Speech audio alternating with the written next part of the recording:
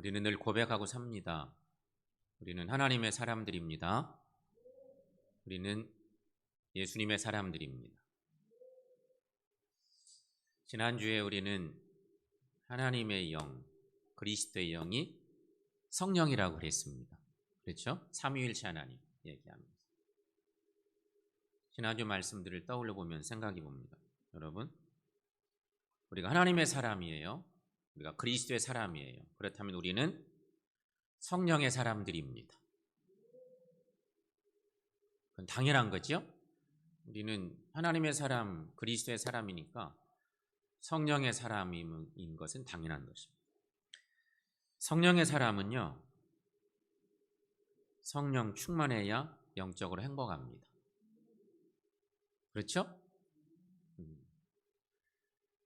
우리가 성령의 사람이라고 하는데 성령이 내가 임했는지도 모르겠고 바람 빠진 풍선처럼 그냥 바람 빠진 공처럼 그냥 이렇게 시들시들하고 어떻게 그런 모습을 만약에 갖추고 있다면 그리스도의 사람이긴 한데 하나님의 사람이긴 한데 성령의 사람이라고 믿고 살긴 하는데 성령 충만함이 없으면 영육 간에 불행한 거예요. 그래서 다시 얘기하면 그런 거죠. 성령의 사람은 성령 충만해야 영적으로 행복합니다 하는 것이. 오늘 이 밤에도 여러분 우리가 말씀 들으면서 다시 한번 우리 안에서 그런 확신들이 넘쳐나서 행복한 믿음의 사람들로 바로 세워지고 주님 높이는 은혜의 삶 사시기를 축원합니다. 오늘 말씀 제목이 성령 충만이란 무엇인가 그런 제목입니다. 성경에는요 이런 표현들이 많이 나오고 있습니다. 오늘 본문의 말씀에도 성령 충만을 받으라. 오늘 본문의 말씀의 요지는 그것입니다. 술 취하지 말고 성령의 충만함을 입으라는 것입니다. 바울의 권면의 말씀이지만 분명히 성경은 이것을 초대 교인들에게 증거했었습니다. 그런가 하면 예수님께서도 요한복음 20장에서 제자들에게 말합니다. 성령을 받으라. 샬롬 인사, 너희에게 평강이 있을지어다 이렇게 인사하시던 주님이 성령 받으라. 그렇게 말씀하신 주님을 볼 수가 있습니다. 예수님도 분명히 성령을 받으라. 제자 공동체원들에게 제자들이 여러 가지로 불안해하고 마음적으로 너무 힘든 가운데 있는데 예수님이 딱 부활체 모습으로 나타나시더니 평안을 먼저 아뢰고 성령을 받으라. 이런 권면의 말씀을 하신 내용이 요한복음의 말씀입니다. 하나님께서는 요엘서 2장 28절 30절 그 말씀 속에서 마지막 때 성령을 부어주시겠다 약속을 하셨습니다. 구약의 말씀 속에 구약 요엘서에 이게 신약의 말씀인가 싶을 정도의 귀한 말씀입니다. 구약의 내용을 우리가 읽을 때는요 이게 유태적 사고의 틀에 딱 막혀 있는 것 같지만 사실은 아니에요. 이사야서도 그렇고 요엘서도 그렇고 요나서 같은 경우 더더욱 하나님의 선교의 영은 이미 세계를 향해서 열려 있는데 요나 같은 사람은 뭐하러 이방인에게 복음을 전합니까? 저 가능하면 안전하고 싶습니다. 죽든지 말든지. 하나님은 이미 유대의 영역을 넘어서셨는데 요나 선지자는 안전하고 싶어요. 근데 하나님의 뜻은 아니에요. 이미 예언서에 들어와 보면 하나님의 구원의 영역은 이미 신약 시대를 살고 있는 것처럼. 그래서 요엘서에 또 마지막 때에는 하나님이 성령을 너희에게 부어주시겠다고 약속하시고 있는 말씀을 만날 수가 있는 거예요. 이런 약속들이 쭉 있는 거죠. 역사적인 순서는 조금 이렇게 거꾸로 된 것 같지만 지금 저 말씀은 성경에 예수님께서 하나님께 주신 이 내용들, 순서를 말하자면 3, 2, 1로 가야 맞을 것 같는데 어쨌든 똑같은 내용들이에요. 성령 충만하라, 성령을 받으라, 성령을 보내주겠다, 이런 약속. 실제로 여러분, 예수님 이후 예수님이 땅에 오셔서 십자가에 달려 돌아가시고 부활 승천하신 후 초대교회 성도들이 오순절에 성령 충만함을 받았습니다. 약속대로 받은 거죠. 우리가 잘 아는 사도행전 2장의 얘기가 오늘 말씀 속에서 우리가 많이 거론하게 될 텐데, 예수님 이 땅에 오신 이후 초대교회 성도들은 오순절날 성령 충만함을 약속대로 받았습니다. 그리고 이 역사는 지금도 여전히 우리 시대 그런 역사들은 계속해서 일어나고 있어요. 그렇다면 여러분, 성령 충만은 과연 무엇인가? 그리고 성령 충만의 결과는 무엇일까? 이것만 오늘 말씀 나눕니다. 다음 주에는 성령 충만을 받는 비결이 뭘까를 좀 떼어서 말씀을 좀 나눌 생각이고요. 오늘은 성령 충만은 과연 무언가? 성령 충만의 결과는 어떤 걸까? 이런 것만 묵상하려고 합니다. 첫째, 성령의 임재란 하나님의 영으로 부음받는 것을 의미한다. 이해를 하나 나눕니다. 사도행전 2장의 17절 말씀, 사도행전 2장 17절. 저 말씀 여러분 함께 읽습니다.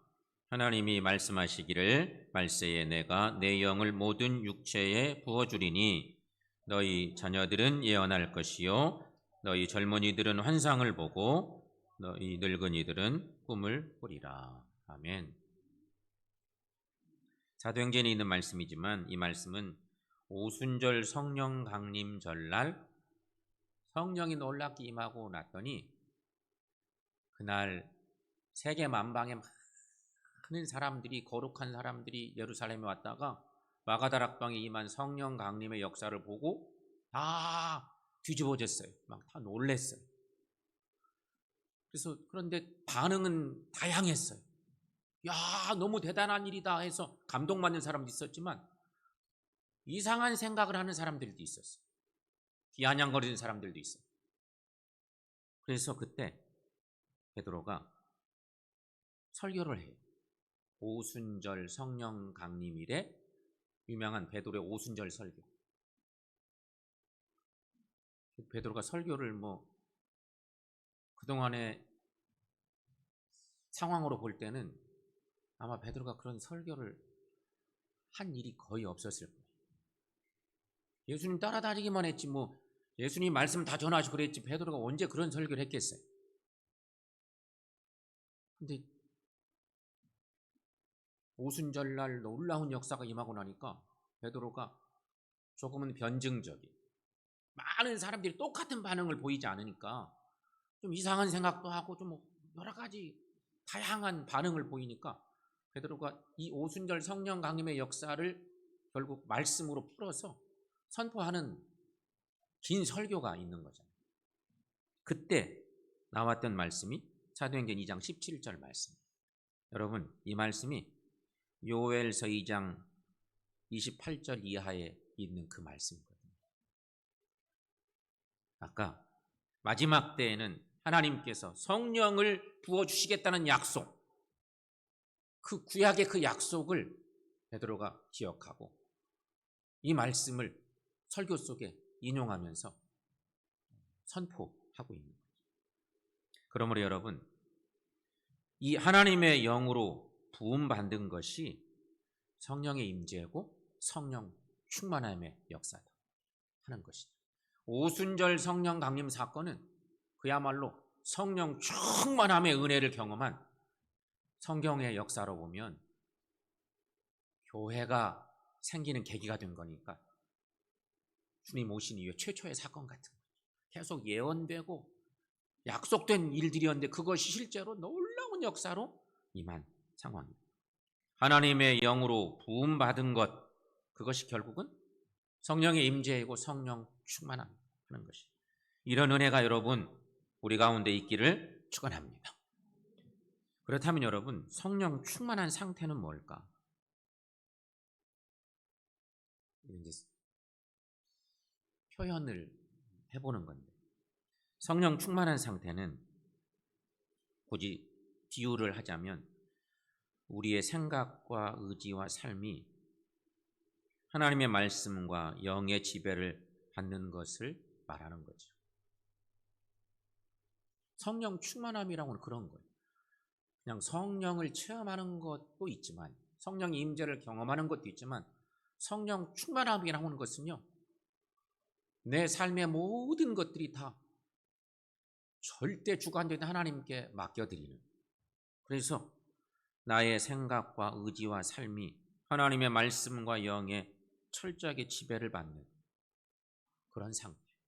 이것을 굳이 비유적으로 설명하자면 우리가 흔히 말하는, 이거는 딱 맞는 표현은 아니겠지만 성경에 부정적 의미로 그런 얘기를 하니까 그 말에 빗대 볼 때 마치 술에 취한 사람이 술의 지배를 받는 모습과 비슷해요.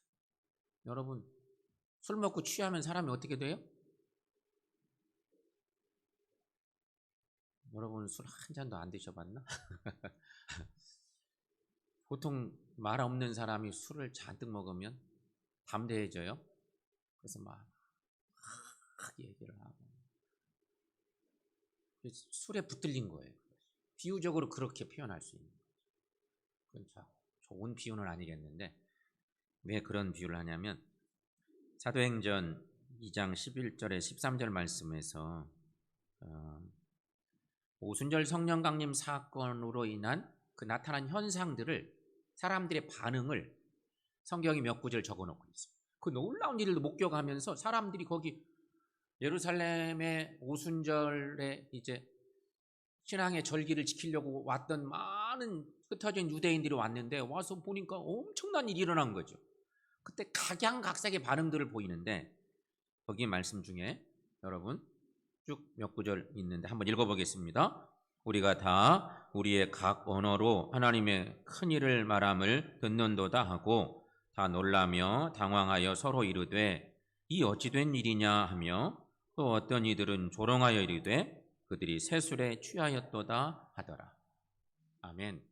놀라운 것은 방언으로 막 120문도가 막 방언으로 기도를 하고 은혜 가운데 성령 충만함의 은혜를 경험하다 보니 거기 모여든 많은 구경꾼들이, 예루살렘에 올라온 절기를 지키러 올라온 많은 유대계 사람들, 유대인들이 놀랍게도 저 다른 아프리카에서도 막 멀리서 왔는데, 출신만 유대인인데 다 멀리 살아 막 모여들었어요. 자발적으로 절기를 지키러 모여들었다가 성령의 놀라운 역사를 경험하고 듣는데, 놀랍게도 제자도 공동체 120문도가 기도를 하는데 각양각색의 언어들로 막 방언을 하니까 자기 나라 말로 들리는, 놀라운 거야. 아프리카 사람, 유태계 출신 아프리카 사람도 왔어. 예를 들어서 아프리카 관련된 그런 말들을 하고 살았을 텐데 그 언어로, 자기들의 언어로 막 방언이 막 나오는 거예요. 제자들 하나님의 놀라운 비밀들을 알게 된 거예요. 그래서 이 놀라운 일이구나, 우리가 어떻게 우리 각각 우리 말로 이런 얘기들을 들을 수 있을까, 그러면서 이게 하나님을 높이는 일들이죠. 이 놀라운 일이다, 다들 좋아하고 경외하는데 일부 사람들은 비아냥거리는 소리를 한 거예요. 이게 무슨 소리예요? 여기 말씀 보면 또 어떤 이들은 조롱하여 이르되, 조롱했다. 예수님 십자가 사건이 있을 때 조롱하던 무리들이 많았는데 십자가에 대한 예수님 보고 이 사람도 조롱하고 저 사람도 조롱하고 비아냥거리는 소리를 너무 많이 한 그 예수님의 순환사 얘기를 우린 잘 아는데, 마치 그런 것처럼 어떤 이들은 조롱하여 말하기를 이 사람들 술 취해서 그냥 난리 났구나, 마치 새술에 취해서 그런 거죠. 비꼬는 얘기, 완전히 성령에 압도된 놀라운 성령의 축제. 이 일들을 경험하고 예루살렘에 며칠 거하던 그들이 자동으로 다 자기들 터전으로 다 돌아갔어요. 그리고 이날 있었던 일들을 방방곡곡에 가서 다 전했어요. 이번에 내가 예루살렘에 올라가서 엄청난 하나님의 은혜를 경험해요. 놀라운 하나님의 역사를 경험해요.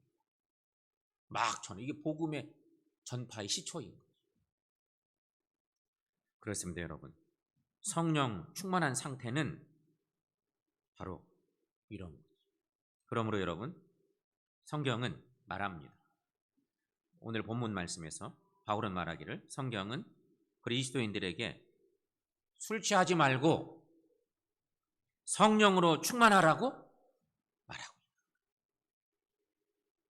술 취한다고 하는 표현은 비아냥거리는 소리로 비유적으로 얘기한 거고, 그런데 성령에 완전히 사로잡힌다고 하는 것은 술 취해서 술에 사로잡힌 것과 비슷한 현상이지 않을까, 그렇게 표현을 한 거죠. 성령으로 충만하라 하는 그런 얘기. 에베소서 오늘 본문 여러분 17, 18절 말씀 함께 읽습니다. 그러므로 어리석은 자가 되지 말고 오직 주의 뜻이 무엇인지 이해하라. 술 취하지 말라. 이는 방탕한 것이니 오직 성령으로 충만함을 받으라. 아멘. 성도 여러분, 여기 바울이 그런 표현을 쓰고 있으니까 술 취하라. 만약에 술 취하는 것과 성령에 취하는 것, 이 두 가지를 놓고 한번 생각해 보세요. 술에 취하면 어떻게 될까요? 술에 취하면 방탕하게 되어 있습니다. 술에 취하면 병들거나 자기의 본분을 잃어버리거나 가정 살림이 파탄나거나 그렇게 되는 것입니다. 술 한 번만 먹고 그냥 취하고 그러면 괜찮은데, 한 번 먹은 술이 또 한 번 먹고 또 한 번 먹고 한 달 먹고 6개월, 1년 먹으면 이제 술에 완전히 노예가 되고 술 주정뱅이가 되고 알코올 중독자가 되어서 거기서 헤어나올 수가 없는 거죠. 그러니 술에 취하면 방탕할 수밖에 없는 거예요. 자기 삶을 어떻게 이끌어갈 수가 없어. 술에 끌려서. 비유로 말하면 여러분 또 성령으로 충만하게 되면 어떻게 될까 그래요? 성령에 취하면 어떻게 되겠어요? 성령에 취하면 가장 가치 있고 바른 삶을 살아가게 되어 있습니다. 하나님이 원하는 일들을 하며 산다는 거죠. 할까 말까 늘 재고만 살던 사람이 성령의 충만함을 받았어요. 그러면 하나님의 뜻이라네? 이렇게 되면요, 담대하게 그 일을 할 수가 있어요. 성령에 취하면 간이 밖으로 나온 것처럼, 배 밖으로 나온 것처럼 담대해지는 거죠. 영적인 담대함이 생겨요. 성령 충만함이 은혜. 그렇게 됩니다. 그러므로 여러분, 하나님께서는 우리에게 성령 충만함을 받으라고 말씀하고 계신 거죠. 그러므로 여러분, 우리가 늘 살면서 성령에 취하는 것과 반대되는 술 취함의 의미, 그렇게 비교적으로 얘기하는데, 그런 삶을 멀리하고 늘 성령 충만한 삶을 사셔서 하나님의 뜻을 이루어드리는 우리 모두의 삶이 되시기를 축원합니다. 자, 그렇다면 여러분, 이제 마지막 세 번째로 성령 충만의 결과는 뭘까? 여러 가지 의미를 찾을 수가 있겠지만 몇 가지만 짚어보고 말씀을 정리하려고 합니다. 성령 충만의 결과는 무엇입니까? 첫째는요, 성령 충만해지면 확신이 생깁니다. 확신이 생깁니다. 그 확신은 여러 가지가 있을 건데요. 첫째, 예수님이 하나님의 아들이시고 구원자라는 확신이 저절로 생기게 되어 있습니다. 성령을 충만히 받으면요, 예수에 대한 고백이 달라요. 여러분, 성령 충만을 어떻게 확인할 수 있나? 신앙생활 하시면서 은혜 받으면 괜히 막 기뻐. 저절로 찬양이 막 나오고, 뭐 이렇게 무슨 일이 있어도 두려움도 없어. 너무 기쁜 나머지 똑같이 문제는 똑같은 것이에요.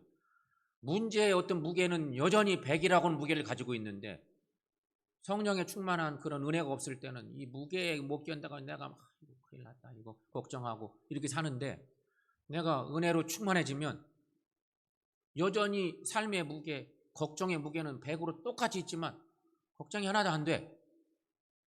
주님이 보실 때는 저까지 거 아무것도 아니지 뭐. 이런 고백을 하게 되잖아요.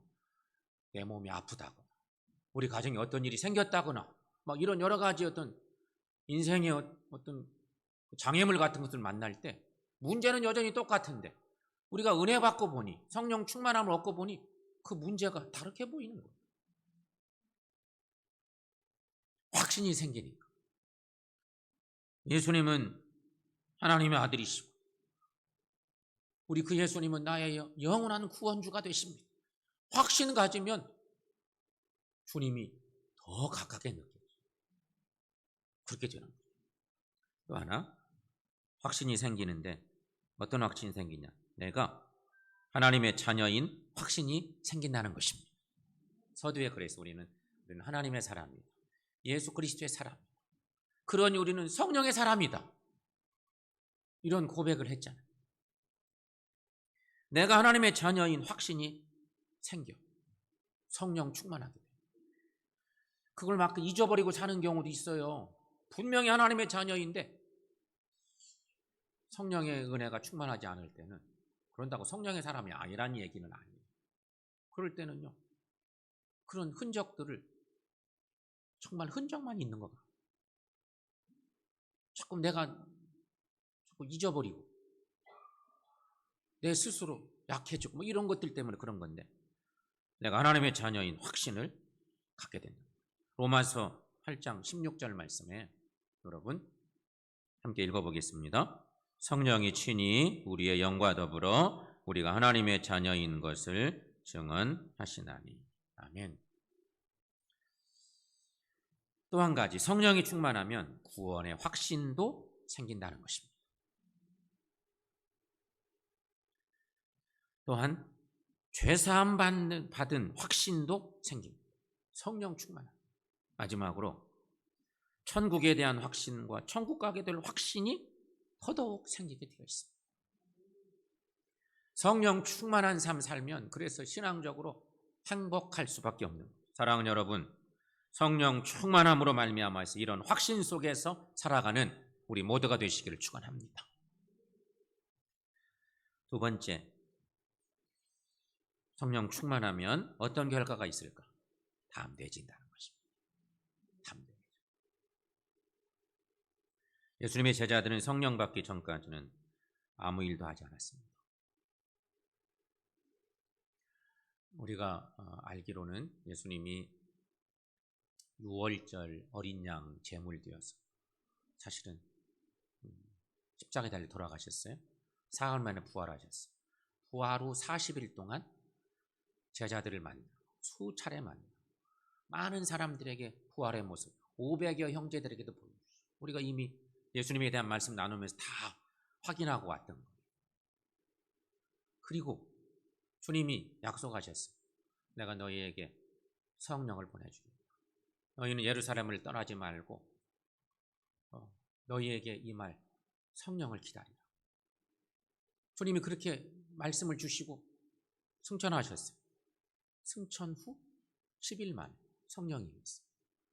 40일 부활 체험으로 40일 계시고 10일 만에 오순절 성령 강림이 그래서 그렇게 연결이 되는 거예요. 6월절과 오순절은 50일 정도 차이가 나요.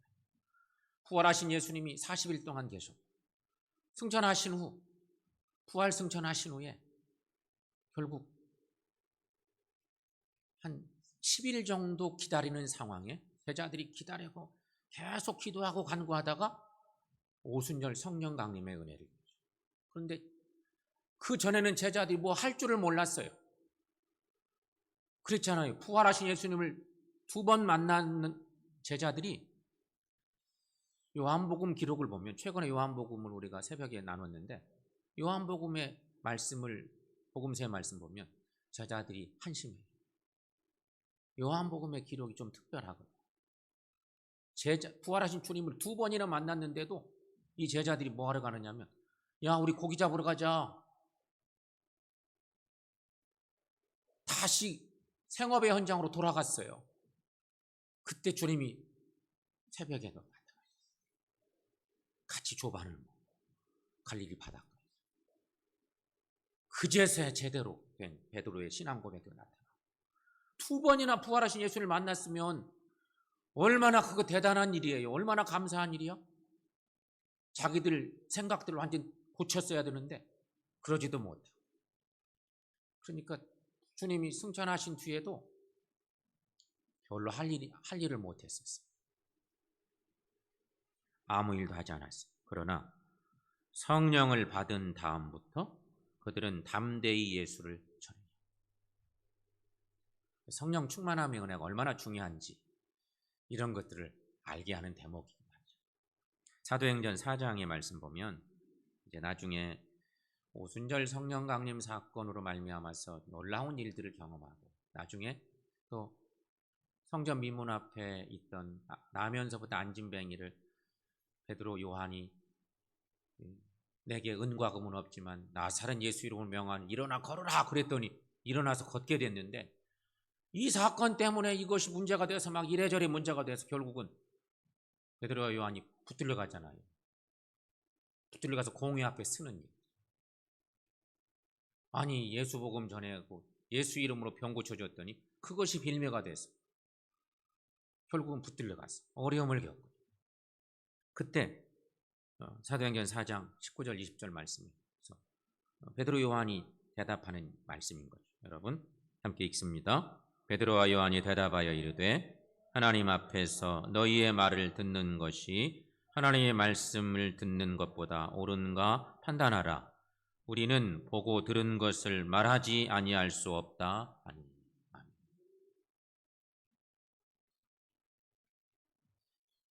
예수님이 결국 십자가에 달려 돌아가시면 부활 승천하셨고, 그래서 약속대로 성령을 우리에게 보내주시고, 이 은혜를 경험한 제자 공동체원들은 예수 십자가 사건, 부활의 사건을 막 계속 복음으로 전하는 거예요. 그런 것들이 문제가 되니까 붙들려 가서 결국은 어려움을 겪는데, 그러나 베드로와 요한 제자들은 감옥에 갇히고 죽음의 위협을 당해도 굴하지 않고 예수 복음을 전했다는 거죠. 왜 그랬느냐? 이유는 성령 충만함이 생기니까 담대해진 거예요. 확신도 있었지만 담대해진 거예요. 이런 은혜가 여러분 우리에게도 있기를 축원합니다. 세 번째, 기쁨과 소망이 있습니다.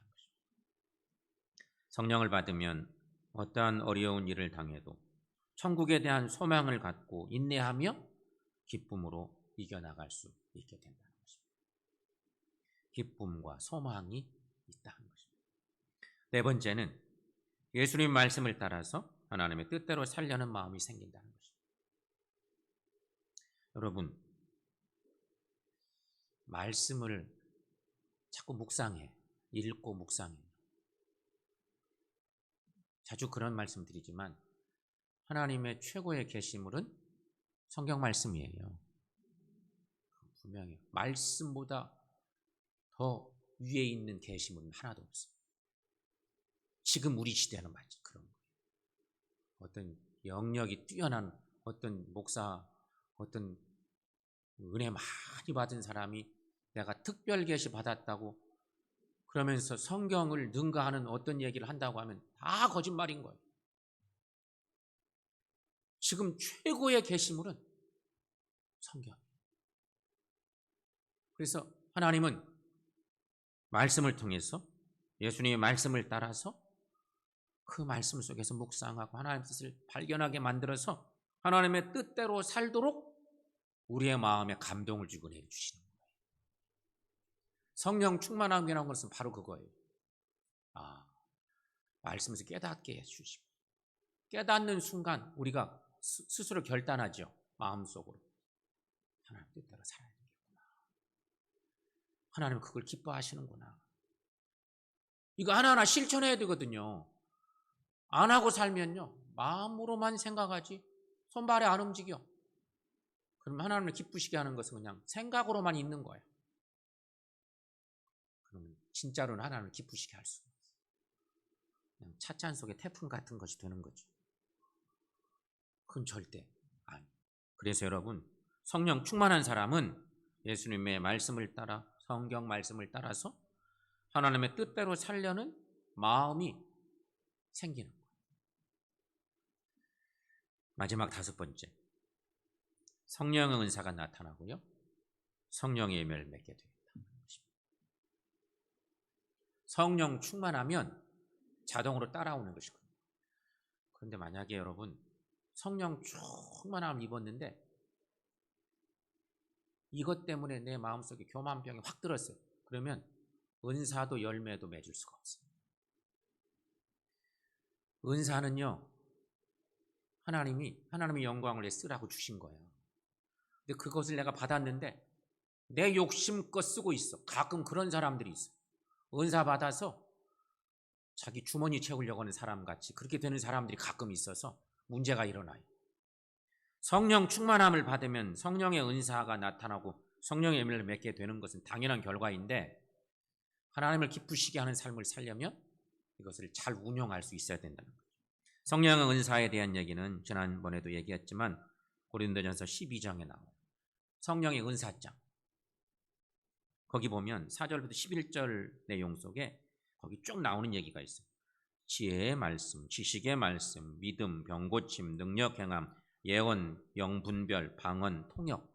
대표적인 것, 이런 것들이 성령의 은사가 큰 것들을 그렇게 집어넣고 있어요. 고린도전서.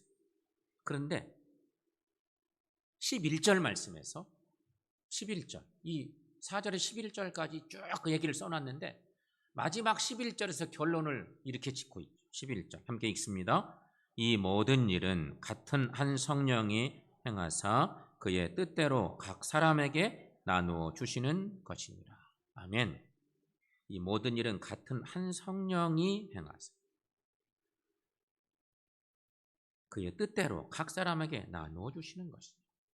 하나님이 이 놀라운 은사를 나누어 주실 때, 그래 너 이런 은사 가지고 네 멋대로 살아라, 이런 게 아니에요. 너 내가 이 은사 줄 테니까 그것 가지고 네 욕심껏 살아라. 절대 성령의 은사는 그런 게 아니에요.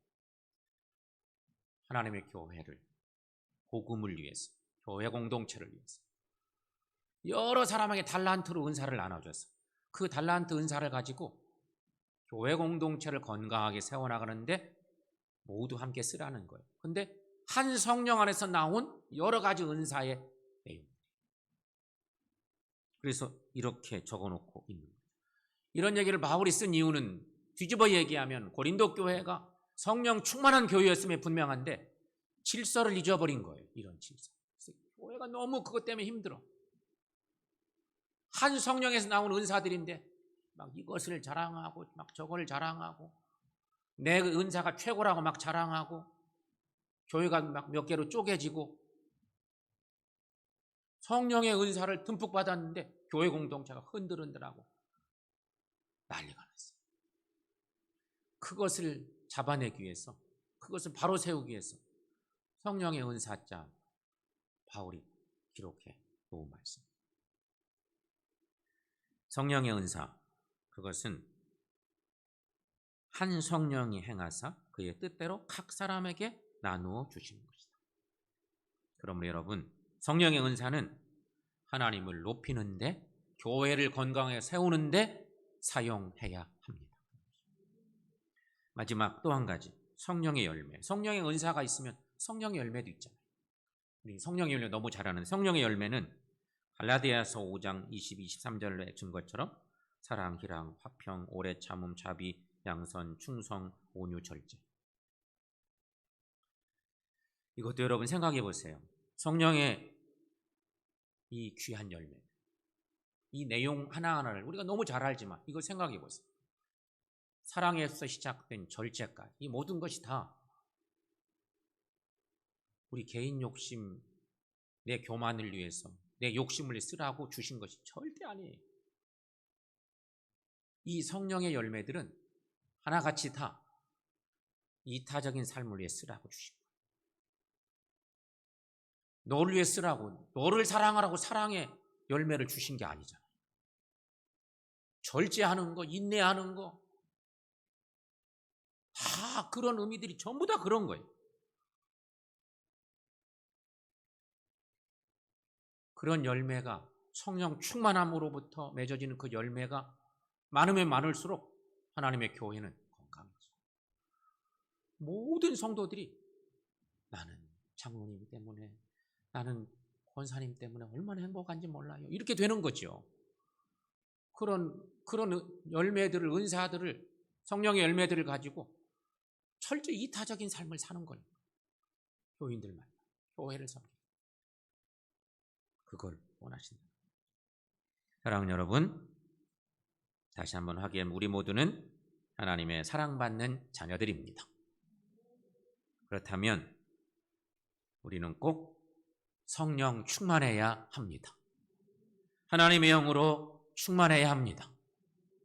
그래서 오직 하나님의 말씀과 하나님의 영으로 붙들림 받고 오직 하나님의 영으로 지배받는 삶을 살고 하나님으로 딱 붙들림 받는 삶을 살고 무엇을 하든지 충만함으로 확신 가운데 있음으로 담대함으로 우리 주님을 높이는 일에 아름답게 쓰임받는 저 여러분들 모두가 되시기를 축원합니다.